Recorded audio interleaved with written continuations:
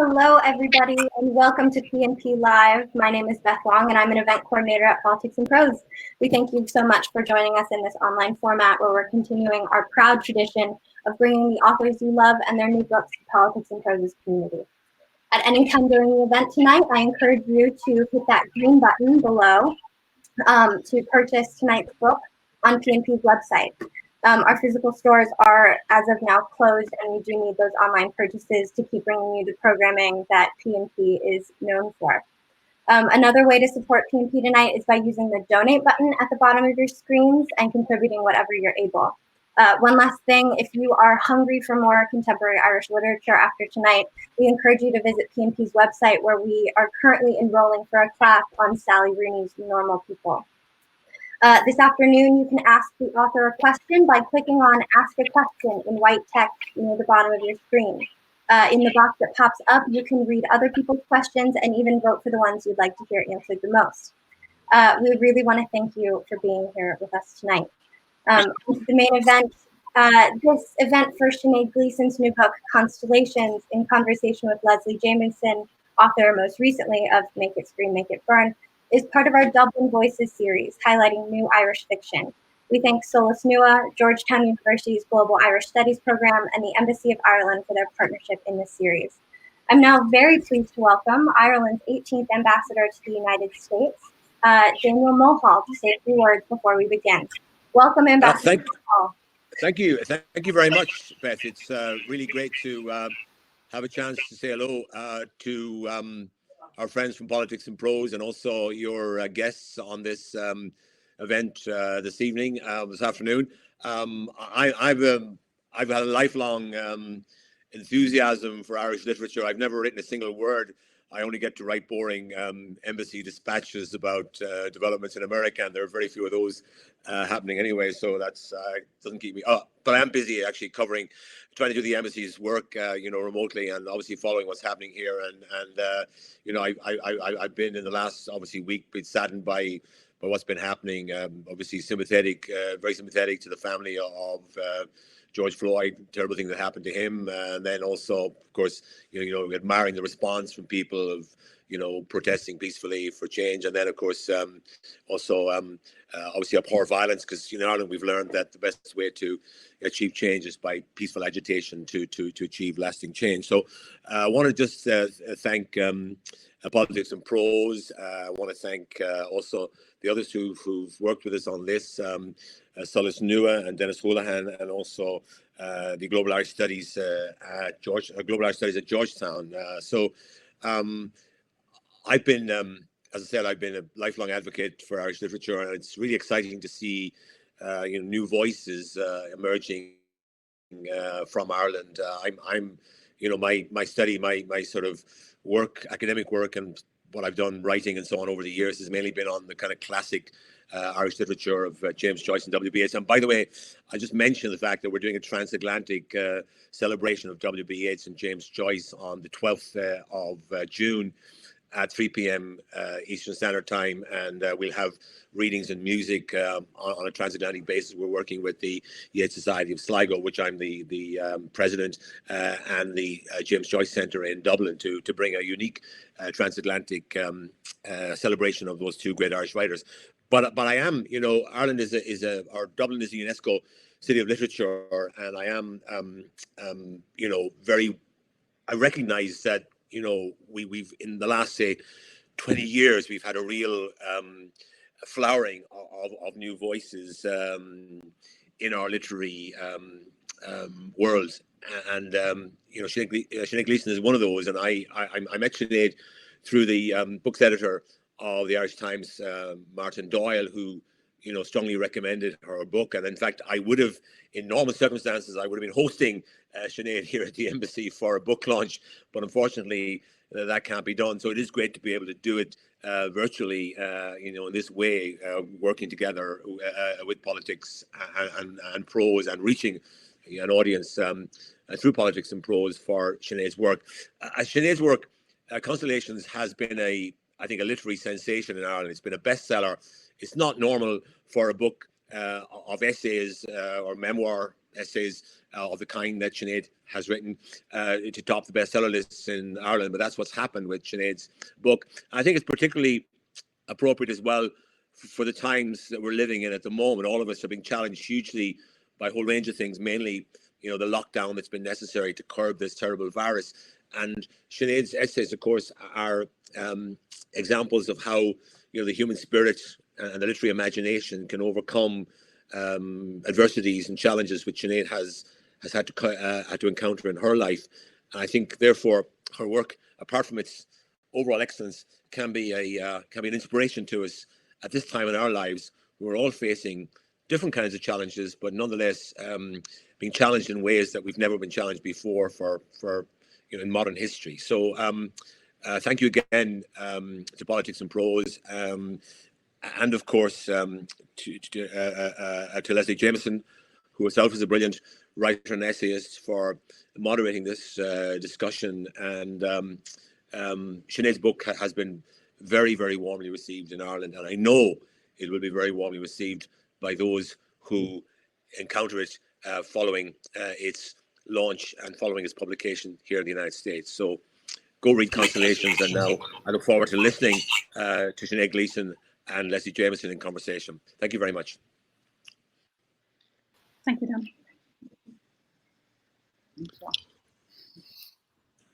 Hello. How are you? We meet again. It's so wonderful. It's so wonderful to get to encounter each other like this, even and because of everything happening around us.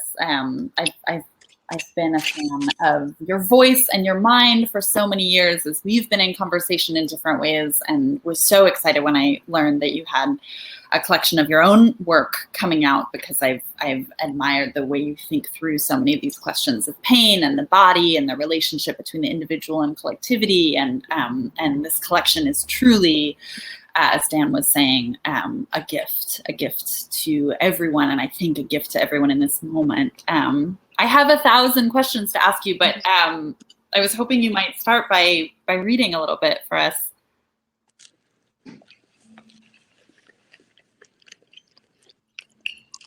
Well, Sinead, your screen has frozen. Would you mind refreshing your browser screen for us, just really quick?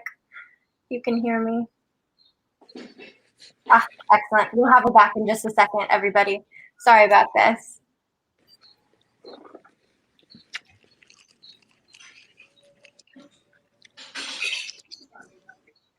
Yeah. There she is. There we go. Sorry, what happened there? I'm going to read something short for you, but I thought I was thinking about another writer you said we might discuss, so I think it overlaps a little bit with that.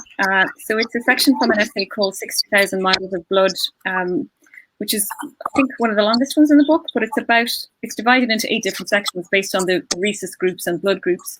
So it is about a certain kind of diagnosis, but it's also, I hope, something that's a bit more expansive. It looks at DNA, it looks at blood, performance artists, and all sorts of different subjects. So yeah, I'll read a little bit from that.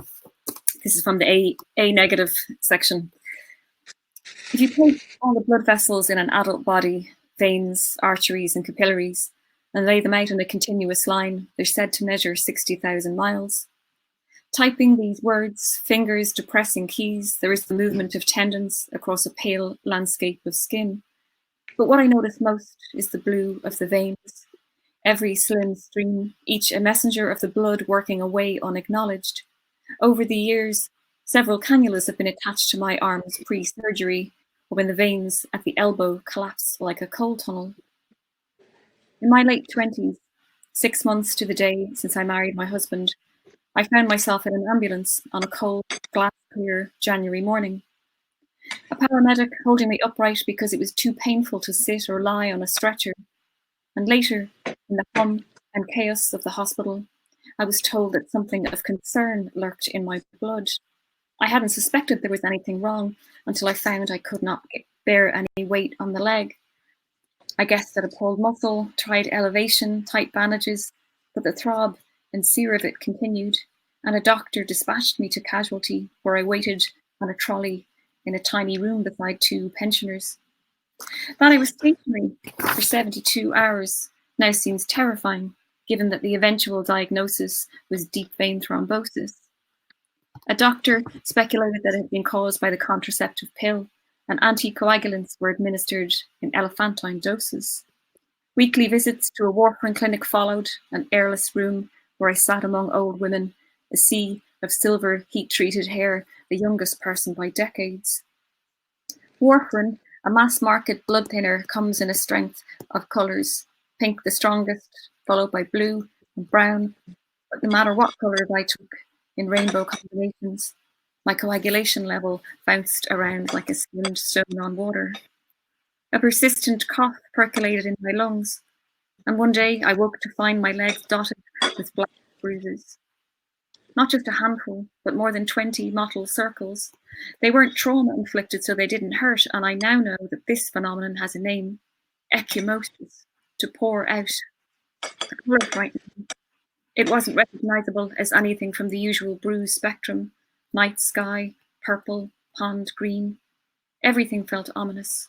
Night sweats woke me constantly, and it felt as if there was worse to come. What was happening to me? With illness, there's always a sense of a before and an after. The before time when everything is bright and even keel and normal, a word that loses all meaning in the face of disease.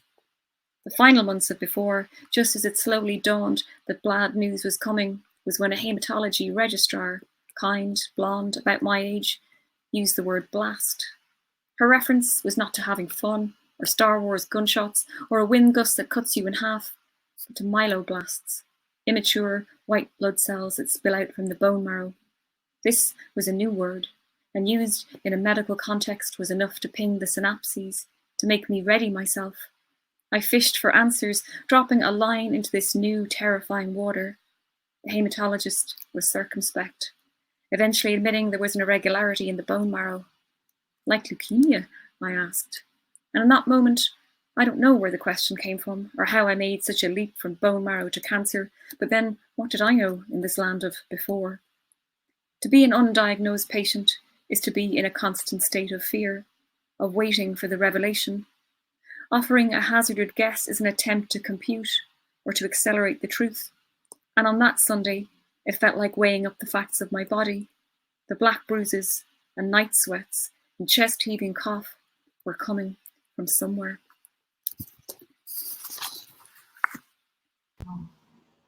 It's so, I've read this collection a few times, but it's something else to hear you read it. It's really wonderful to feel your voice animating the prose that already carries so much life and so much feeling and so much close attention in it. And I think that passage already holds a lot of what compels me so deeply about your work and about this collection, which is how close you get to lived experience, the particulars of lived experience, the grain of lived experience, what it feels like to live in a body, what it feels like to live in a body made visible by illness and by medical intervention, but also how you take all of that particularity and it doesn't become a kind of claustrophobic examination of the self. Like you're constantly using that close attention to the self to look outward at the politics of living in bodies, at collective experience, at what is shared and what isn't shared.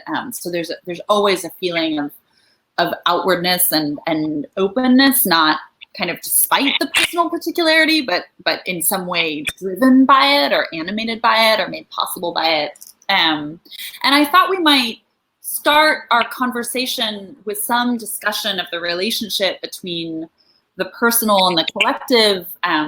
I'm also thinking about that question in terms of this global moment that we're inside of, both this pandemic that is simultaneously collective and kind of keeping each of us trapped in our own lives, and then the really kind of stunning collective effort in the wake of George Floyd's death, but really in response to centuries of systemic racial injustice, thinking about the relationship between the sort of personal story and collective action. And I thought that I would start out with a few words from Audre Lorde that could kind of propel us into conversation. So I'll just read them I'm sure some people who are with us today are familiar with Audre Lorde's book, The Cancer Journals. This is a brief passage from it. I have found that battling despair does not mean closing my eyes to the enormity of the tasks of effecting change, nor ignoring the strength and the barbarity of the forces aligned against us. It means teaching, surviving, and fighting with the most important resource I have, myself, and taking joy in that battle. It means, for me, recognizing the enemy outside and the enemy within, and knowing that my work is part of a continuum of women's work, of reclaiming this earth and our power, and knowing that this work did not begin with my birth, nor will it end with my death. And it means knowing that within this continuum, my life and my love and my work has particular power and meaning relative to others. There's a lot to pull out of that quote, certainly ideas of joy and love as part of the work, and certainly part of the work that you do in your writing. But I wanted to land on that phrase, surviving and fighting with the most important resource I have, myself, and taking joy in that battle. And I guess I wanted to start by asking you how you view the self, your life, your experience as a resource, and how what it is that you want the resource of your own life to do in your writing. Well, I was very reluctant to write about myself at first. And again, I had this idea, as I think a lot of us had for a long time, that there was only one way to write the self, and it had to be very strict and chronological memoir. And I wasn't really interested in that, because that implies that you have to be a completist in some way, and there's a completeness to memoir that I don't feel. Actually, there's lots of parts of my life I won't write about, and or are too boring to write about, or wouldn't. I don't think I've got to yet or experienced yet. But in terms of writing, everything I ever write, and I think this relates to fiction as well, that I write, is because I want to know the answer to something that I'm trying to figure out, or it comes from a place of uncertainty that I don't know where I'm going. And I think if I did know where I was going, I wouldn't feel as compelled to do it. Some of the things that have happened in my life, and I talk about another illness that happened when I was a teenager, when I was young, does need that. There's some situations that happen in your life that you need distance from before you can write about them. And I think I'm having a lot of conversations about this around the pandemic, and that everyone's been expected to. I mean, you wrote a beautiful piece about your own experience about COVID, but not everybody can do that. So some people need to process, and people are naturally good at reacting to things. And in my case, sometimes I can do that, and sometimes I can't. So starting from the personal and the self is for me. I'm not writing about myself, I don't think. I think I'm writing about themes and issues. I might be so I do write a lot about hospitals and doctors and illness, but what I'm trying to write about is trying to talk about everything from medical experiences of very patriarchal experiences with terrible doctors who dismiss female pain or dismiss the things. I've had some really gruesome encounters.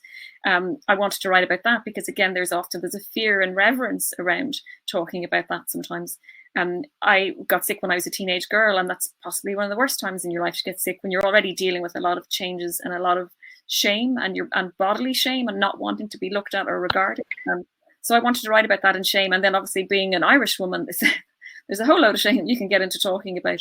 So I used myself as maybe something of a fulcrum to sort of look at lots of different issues. So I wanted to talk about politics, and I wanted to talk about religion, and I wanted to talk about bodies and medicine. But I'm also really interested in art and music and other writers, and I want to look at how other people, and again, it seemed to me like quite a disparate collection at first, and then the more I wrote it, and particularly when I got near the end, I started to see that there was a lot more overlaps within those things. And especially you talk about like medicine, you talk about the church in Ireland, a lot of those institutions had very similar levels of power and very similar levels of dismissal towards women. So I did start with myself, but I immediately didn't want it to be inward looking. I wanted it to look out at the world. And I think I didn't read the cancer journals or Audre Lorde till much later after I was sick. And I think in this moment in time, particularly, I think I've been telling everybody to read her, your silence will not protect you. The cancer journals is not just a book about illness. It's a book about being an advocate. And I talk a lot in my book about learning to vocalize and verbalize and stand up for yourself. And if in a world you have to do when you're a patient, you often have to do it when you're a woman or when you're a young girl. And we're seeing it this week with horrifying things that have been happening to people of color. And I think that what she talked about in her book, and I think that, you know, that whole idea of the self-care has been, all the political radical elements of that have been taken out of when what Audre Lorde was trying to say was like, not only was she advocating for herself, but that it was a radical act to look after herself. And I always related to loads of those parts of the book about how she talks about her body. And again, my body is a lot more privileged than Audre Lorde's was, as a queer woman of color with an illness. But I find that book tremendously powerful, and it's such a small book in many ways. It's 3 chapters, but it speaks to me deeply about the idea of being your own lobbyist and speaking up for yourself. And she does also talk on the idea of the self, that you have to make a decision. Will you speak about something really personal? And if you do, will you be laughed at or ridiculed? Or will you just choose to be comfortable in your silence and not say it? And she obviously decides to say it. And I think that's a big thing that maybe, I know you've spoken about that before, the idea of like, what do you get to say and do you really want to say it? And I saw that in a lot of her work as well, and particularly the cancer journals. Yeah, I mean, so much in what you just said when you were talking about kind of advocacy and advocacy, self-advocacy, as not in contrast to, but as part and parcel of a sort of advocacy on behalf of others and on behalf of the bodies of others. I was also thinking about one of the really powerful moments in the collection, which feels like a dramatization of that dilemma, where you're in an ambulance. I think it's after a hip, maybe what turned out to be a bone bruise, but where you describe apologizing to the paramedics in the ambulance for taking up too much of their time. And it's such it's a powerful moment of seeing the ways that, you know, patriarchy is not just an external enemy, it's an internalized enemy, which makes me think about the Lourdes moment of recognizing the enemy without and the enemy within, that sense that even in that moment, you needed to somehow, some part of you felt you needed to apologize for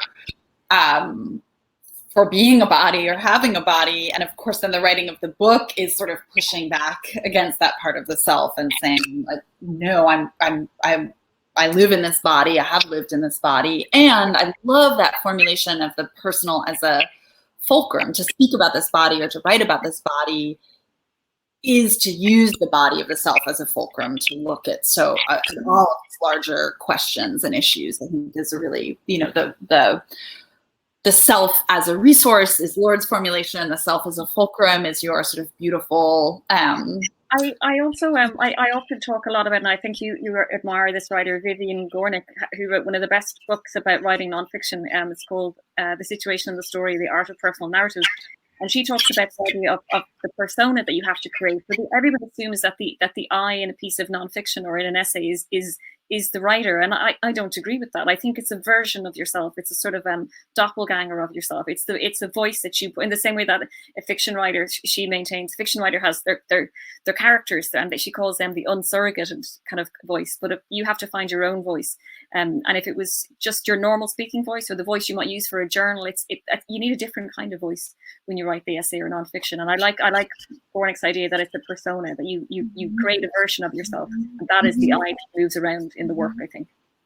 Well, and I wonder, just building directly off of that, how you would describe the persona you create for yourself in these essays, and or whether it feels more accurate to think about that in plural, whether there are sort of different personae that emerge in different essays, whether that's something you also prefer about the essay as opposed to the memoir, that you have more room to kind of have multiple selves on the page.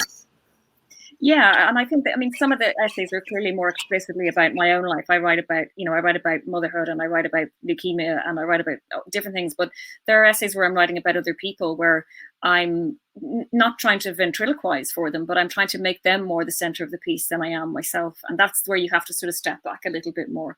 I mean, obviously, I'm maybe the thread that runs through a lot of these pieces, but there's some pieces where you definitely have to step yourself outside of the room a little bit more, because it isn't always about you. And also, I didn't want it to feel very about me, and that would have felt very insular, and it just would have been sick of myself, to be honest. So yeah, I was glad. It was very deliberate that this book was not all about me. I wasn't interested in writing a book that was all about me, especially as I have so many interests and all of them intersect. And I think, you know, even that piece I read from, that there's so much of that is about so many different artists and blood, and that, yeah, a book that was just straightforward A to Z me is not a book I wanted to write. Mm-hmm. Yeah. Well, and I wonder, I mean, thinking about, and I want to return to that idea of the other figures who populate this book and how that connects even to the title and the idea of constellations of influence. But I was thinking about something you were saying earlier about distance and experience and writing, say, about illness as a teenage girl. And I'm wondering, to give a kind of map for those readers who haven't yet read the collection, when you are engaging with your own lived experience, you're writing about everything from childhood surgery to experiencing and getting treatment for leukemia as a young woman to pregnancy, childbirth, motherhood, maybe an intersection of the personal and the collective, where you're talking about sort of introducing your children to abortion, reproductive rights advocacy. But I'm wondering, there are a lot of different kinds of personal experience that become part of this collection. And I'm wondering what were the different challenges of writing about different parts of your life? And also what were the different forms of yield or insight? How did the texture of writing about childhood versus adulthood, motherhood versus illness, how did those different subjects bring out different elements of the writing process for you? I think one of the best decisions I made, which I seem to have made unconsciously and a long time ago, is that I didn't think I was writing a book, which is really helpful when you're going to write about loads of different subjects. And the book was originally longer. It was 20 essays, and there were just pieces there was some pieces about nature, pieces I really like that had been published before, that didn't quite fit the shape of this book. And publishers, as you know, are always going on about the shape of things. So I wrote them all individually, and again I thought, because I love the idea of miscellany, and I like randomness, and I like things that don't all fit together. That's kind of work I like to read. So it didn't bother me if it was a grab bag and it didn't relate. It absolutely did bother my publisher, I'm sure. But I kind of thought, well, I think the best thing you can do in your writing work is, rather than force, I have to find my theme and I must know what my 10 or 15 essays are about. I just felt I went where the heart went, or the head went, or whatever, or where the place I write from massively is curiosity or conflict. And things that conflict me or things that make me curious are often where I go. So I wrote them individually, and not in the order that they're in the book. I mean, the second last, the essay about the childhood surgery and the one about my dementia, my godmother, that's the end of the book, and they were written maybe a year or so apart, published by Granta. But it's a different situation and again, I don't think you could sit down and go, right, I'm going to put a bit of art in here and a bit of myself. I've never written like that. I've never kind of said needs more of this or put more of X in there. It always feels very organic. And I think that first essay in the book, Blue Hills and Chalk Bones, the first version of that was much more dogmatic and much more about the church and religion. It's about a childhood trip to Lourdes where I was on crutches. I thought I was going to get cured and I didn't. And it was a much more political, thinky sort of piece. And a friend who's a writer read it and said, everybody knows all those stories, but they don't know the story of the girl on the crutches that you've deliberately kind of diminished and made very small. So I was, again, and that's a fear I think you have, and I think it's the fear that Lourdes talks about feeling that who will think, why is my story interesting? Why should I tell it? Will anybody want to read this? And that was one of my fears when I started to write. But then as I started to write, I noticed it started to get more horizontal. I couldn't have stayed on myself. It started to sort of flatten out. The more I wrote, the more it got more expansive. I wanted to pull more things in, and it was very easy to find ways to connect things. We know everything is so connected in the world that it wasn't a big stretch to go, okay, you can write about my grandmother and I can write about ghosts, but then, that's also antithetical to the kind of strong religious Catholic doctrine in Ireland, ghosts and churches. It was, some things seem weirdly conflicting, and yet you find out they're actually running more parallel to each other than you think. Yeah, well, and I think as a reader, I could certainly feel the organic quality of why certain influences or why certain works of art were coming in, that it wasn't for the sake of mixing some criticism into the mix of personal narrative, but it was because it had been, it was a crucial part of doing the work that you described earlier, sort of not writing about yourself as the core of the work, but exploring certain questions as the core of the work. And I was thinking about, when you described some of the feedback you've gotten on narrating that early trip to Lourdes, and sort of somebody saying, well, the story that we don't know is the story of that little girl on crutches. So that's the story we haven't heard before. I was thinking about that story of that little girl getting obscured, brought to mind one of the ways you write so beautifully about Frida Kahlo, who's one of the other figures who appears here.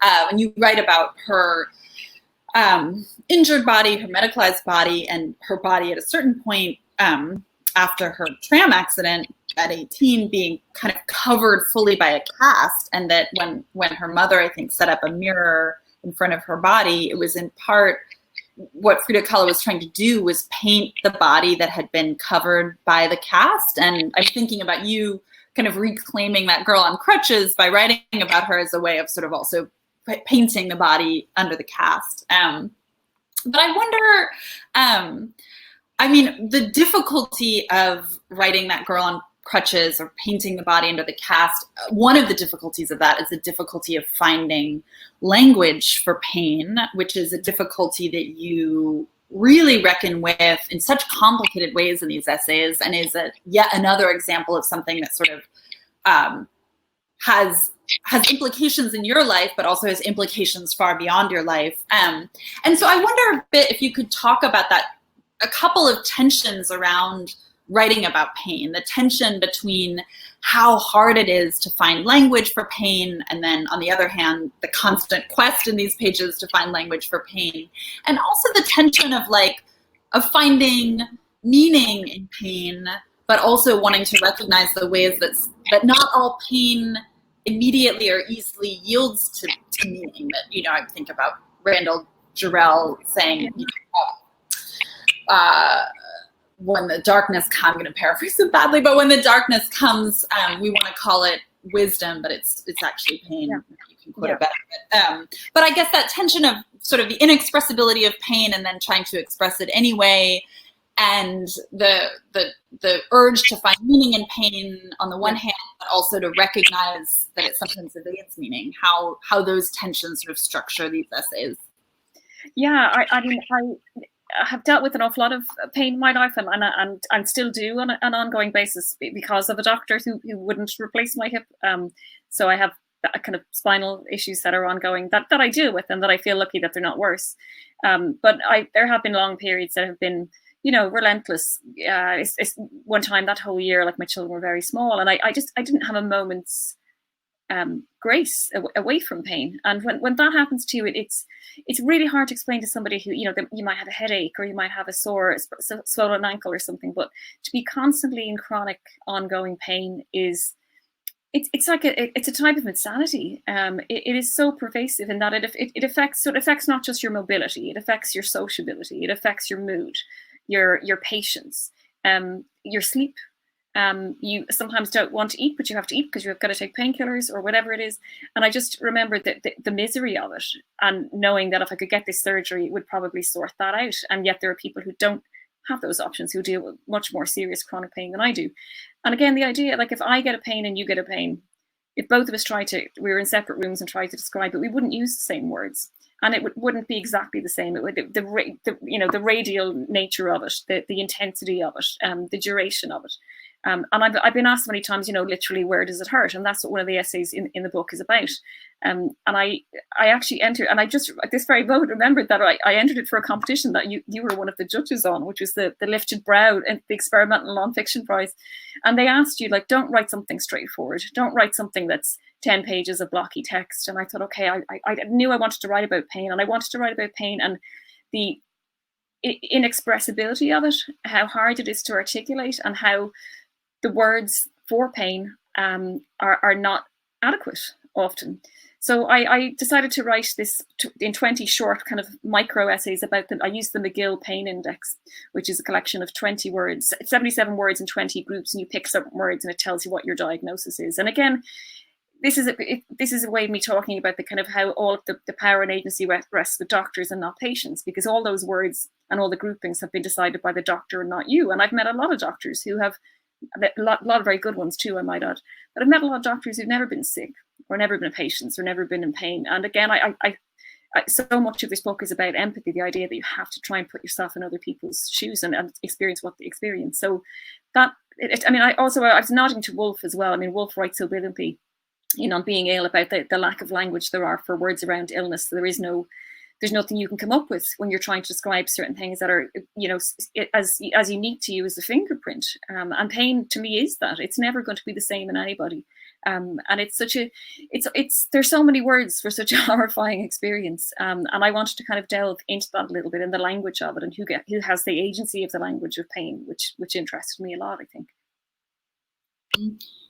Yeah, and it's such a wonderful sort of structuring device to engage with the words on the McGill Pain Index, and to both illuminate what's limited about those words, and also to think about where they come from and what that says about agency. But also in writing in response to them, you're also doing something to find a language for pain. But there's something, part of the force of the essay is happening in that structural pushback, to push back against the language of the index with your own, and the writings in that essay take a variety of forms as well. I wanted to quickly say, we'll keep talking, and I have really 1,000 questions, and we'll get to a few of them, but I also wanted to encourage people in the audience. I see that it's starting already, but people who have questions, just go ahead and click on that Ask a Question tag and type them in, and in a few minutes we'll shift over to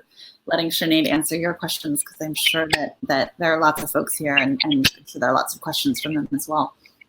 I was thinking about the title of the collection, Constellations, and how many who've read the book know this, but for those who haven't, each essay in the collection begins with a diagram of a different constellation. And I was wondering, both, when you described not thinking about this as a book at first, and it sort of became a book as you kept writing these pieces, I'm wondering both at what point the idea of constellations emerged as a bit of a connective force, and really what that idea of the many things it seems like that constellation means to you in the context of these.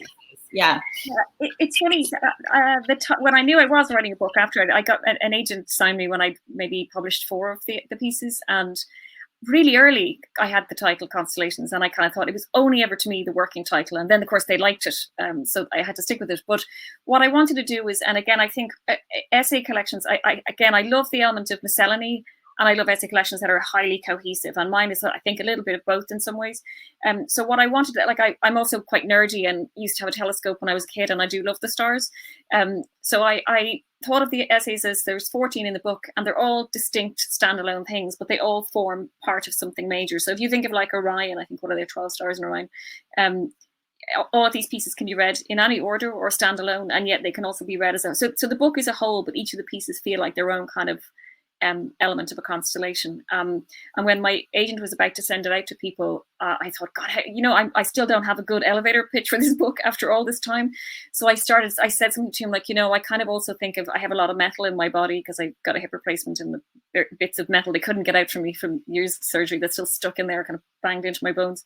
And I said to him, I kind of feel like that I have all this metal in my body, and they're kind of like stars glistening beneath the skin. And it was just a very throwaway thing. And of course that ended up being as part of the kind of blurb on the back of the book. But yeah, so all of those things. And again, it's about that idea of the closer I got to the end, the more things converged, and the more I could see that things that I didn't think were connected at all were deeply connected. Things that surprise you that you don't see until you almost have a drone overhead view of your book when you're nearly done. And I think that's a good thing, because I often talk about that idea that the John Irving said that before, that he couldn't start a book until he knew what the last line was, and I would run in horror if I knew what the last line of something was. So I like the uncertainty. I like writing into the uncertainty. But and again, you do kind of go slightly mad when you're nearly at the end and you're not quite there. I'm sure you know the feeling. But I liked that I had to trust that it would come together, that it would show me what it was at the end, and it did. But there's a point that halfway through you're like, oh my God, none of this makes any sense to you. They're all totally random. But they weren't. When I saw them at the end, I was like, okay, I think, because parts of your brain are working unconsciously when you're writing. There's things that your brain is doing that you're not even aware of till much later on, I think.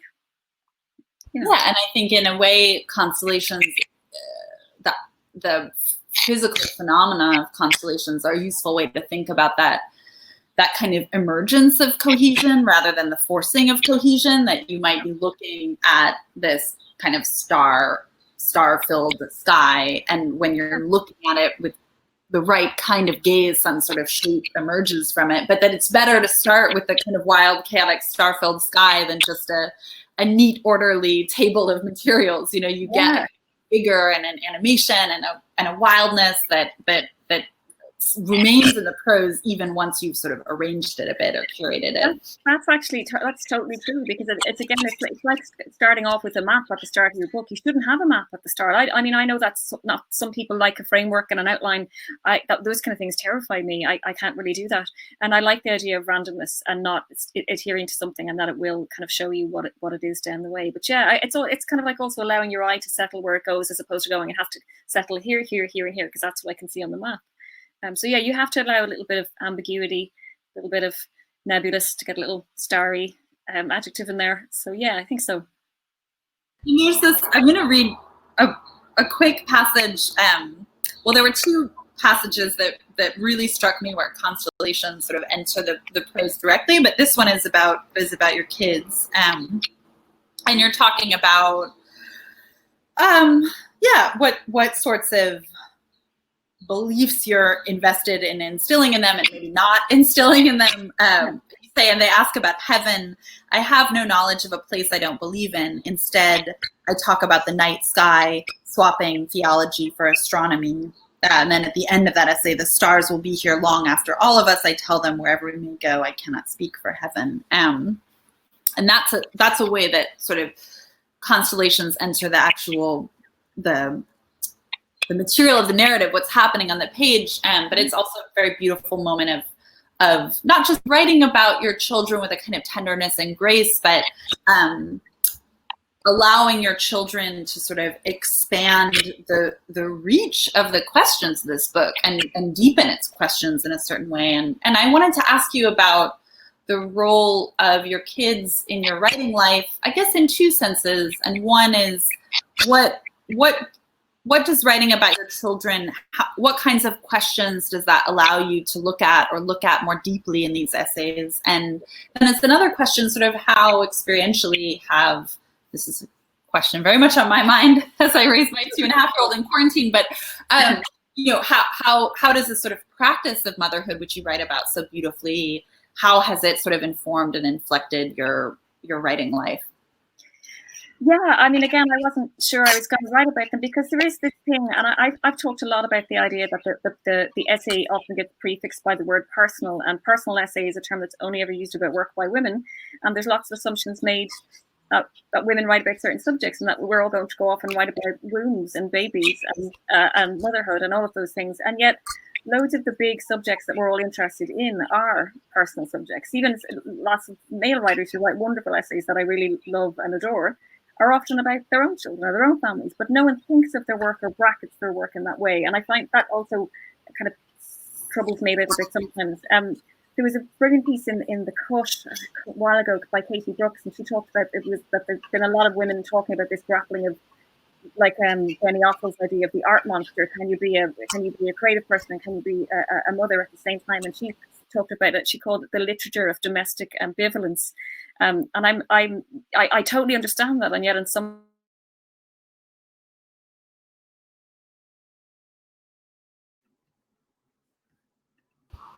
Oh, so sorry. Who was particularly. Sorry, Sinead, you got cut off a little bit there. Okay, can you hear me? Yeah, I would just say start again from relating to the idea of the literature of domestic ambivalence. Yeah, so I on one level I relate to it deeply, and then on another side, like there's nothing ambivalent about writing about the subjects that are in your orbit, and I wanted to write about it. Not just it was never going to be an essay about my kids are wonderful, I love my kids, because that's generic for me to write about. I don't think I'd want to say that, as much as I do love them and they're a huge part of my life. And also in my case, that essay is connected to, I was very ill when I had leukemia, and I was told there was a good chance I wouldn't have children. So that's, they're also from my body. I carried them around. It's an essay that is it's a book that has a lot to do with the body. I couldn't not write about them in a way.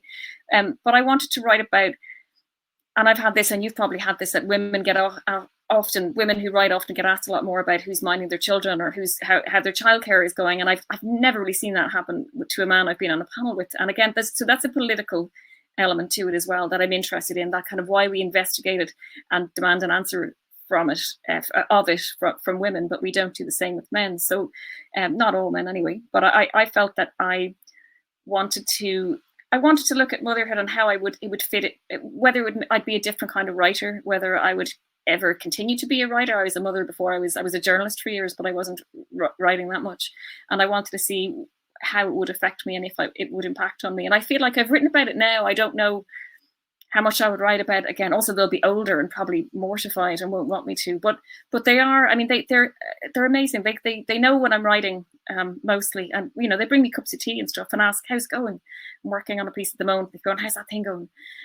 Which is brilliant. They're older now, so you can get cups of tea out of them, which is great.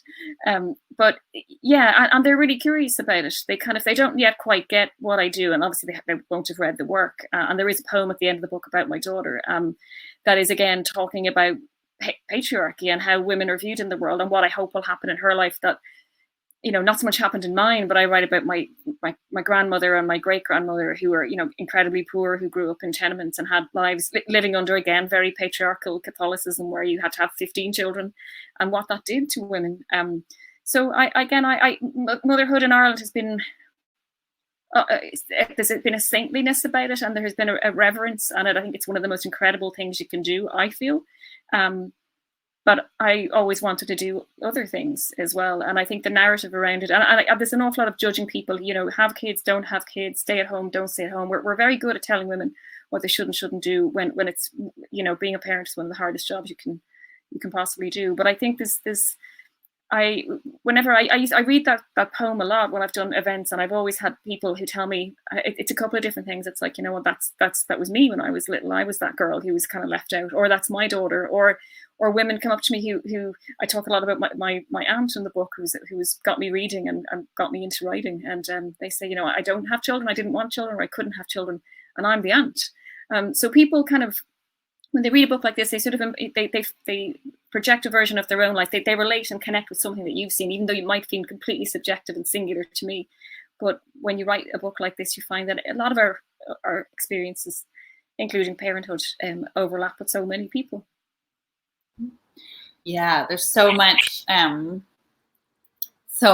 I think is important that you just said there. And I see some questions, some really quite thoughtful questions from the audience that we'll turn to, and I would encourage anybody else has questions to type them in, because we have a few minutes left. We'd love to hear what you're thinking about and wondering about. This question, the first one I'll ask you is, who do you hope the pieces in this collection reach most? Are they more to provide something relatable, or to show how unique an individual's experience of the body is? Well, when I was writing the book, there's an idea, like people say, I have a reader in mind. I absolutely don't, for two reasons. It'd be really terrifying to think of somebody reading your book when you're trying to write it, especially as, again, I wrote this with a lot of trepidation. I didn't tell anybody I was writing it because in Ireland, I used to present a book show on the radio, and I wrote a lot about books, and so people would have known me. And I thought and I said to myself, if I think it's rubbish, I'm not gonna publish it. So I didn't tell people for a long time when I was writing initially. And I kind of, the other reason why I don't want to imagine the reader, apart from fear, is that you often don't know who the reader is. And I mean that in the sense that I've been constantly, extremely pleasantly surprised by the amount of different types of people who've read this book, who've come up and talked to me. I did an event last year, and we moved the event because there was a lot of people who had disabilities, and the venue wasn't, the access wasn't up to standards. So we all talked, they said, yes, we absolutely have to move it. And I've had wonderful conversations, and I talk a bit about myself in the book about disability and chronic illness, and I have my own issues, but I recognize the privilege that I have in terms of mobility and various other things.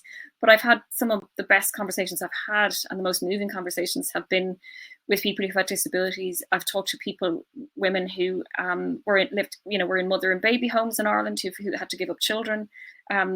Some people have said to me, I don't write and I don't want to write, but you said something that I needed to hear. And I've heard that quite a lot, which is an incredible thing to hear from anybody. It's a very humbling and one of the best compliments you can ever get. So I think in some ways I am trying to connect. I'm also writing, I think, within, I read Anne Boyer's incredible book, The Undying, last year. And I think that, other people are showing me how it can be done as well. And I kind of, Rivka Galchin's work, Little Labours, about, and, Kate Sambrino, Maggie Nelson, your own 2 collections. We're all not writing in a vacuum on our own. We're all overlapping and influencing and all creating. If there's 10 pieces from completely different angles about the same subject, that's a conversation and people talk about it and it broadens out, and maybe sometimes it changes things. And that's what I've been interested. So a lot of it, the other people I've really wanted to read this book and have read it are doctors. I've been to speak at a medical arts conference, a wonderful event run by 3 lovely doctors called .md in Ireland, and I've got to have doctors listen to you and say, yeah, it wasn't great for a long time, and it wasn't great in orthopedics in Ireland in the